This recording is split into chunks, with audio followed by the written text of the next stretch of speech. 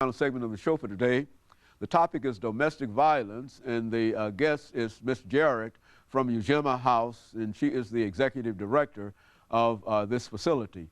And of course, Miss Jarrett, let's talk about this in the sense that we could perhaps bring some additional support for what you need as well as what the city of Nashville needs. And certainly you need some additional help to expand your facility. Right. But the city of Nashville, with only 2 or 3 facilities, needs some additional support to expand the number of facilities that are available.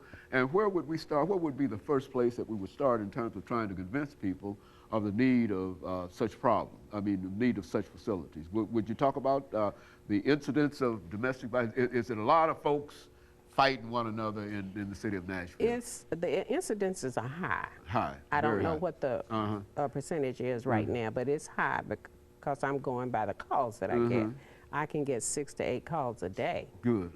From women. From looking women. For a place yeah, that's to a stay. real problem. Okay. That's a real problem. That's a real high. Yeah, that's a high problem. And that's just me. It ones that requires more facilities than available. If you're getting 6 and you can only hold 1 or 2. And I can only hold 1 or 2. So if I'm full, I have no idea what they do unless they stay with their perpetrator. Or stay with somebody else. Now, I have advised a lot of them to go out of county.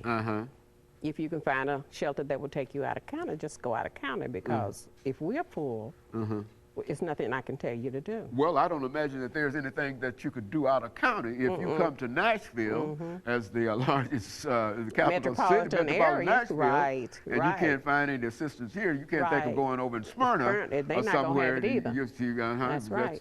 That's right. So it's a real problem. It's a problem. Well, now what are women themselves saying in reference to what ought to be done or what they think that could be done? When you say women themselves, you mean the women that are being abused? So how do they feel in reference to?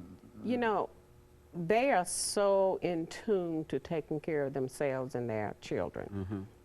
I don't even think that they stop and think about it, because the only thing that they are conscious of is trying to be safe and trying to make sure their children are okay. See, they're on the run in a real sense, so they don't have time to talk, be advocating and the politics of it, yes, ma'am, which is our job. Yes, ma'am. And once we get them calm, then the only other thing that they are concentrating on are the children. Very good.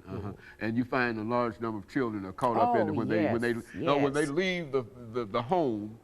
The children ordinarily leave with them. They don't ordinarily stay. Right. Now, do you find that these are very young children, or what? Very impressionable. Some of them are babies. Yes. Babes in arms in some instances. Yes. On up into teenagers. Yes.